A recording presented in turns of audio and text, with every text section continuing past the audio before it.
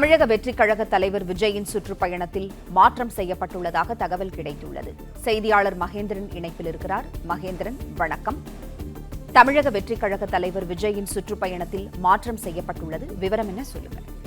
தமிழக வெற்றி கழக தலைவர் விஜயின் தேர்தல் பிரச்சார சுற்றுப்பயணத்தில் மாற்றம் செய்யப்பட்டிருக்கிறது.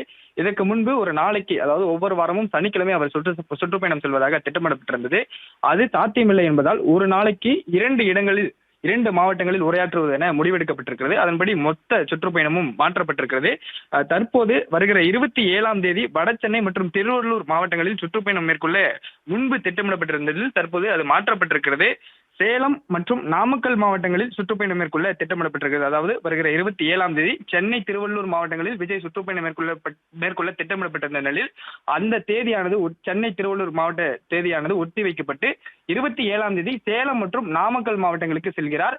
சேலம் மற்றும் நாமக்கல் மாவட்டங்களில் 2 இடங்களில் மக்களை சந்தித்து விஜய் உரையாற்ற திட்டமிடப்பட்டிருக்கிறது.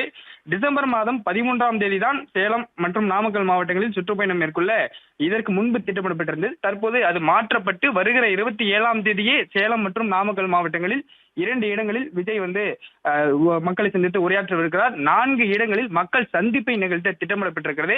நாமக்கல்லில் 2 இடங்களிலும் சேலத்தில் 2 இடங்களிலும் என 4 இடங்களில் 27ஆம் தேதி மக்களை சந்திக்கிறார். அதில் 2 இடங்களில் விஜய் உரையாற்றுகிறார்.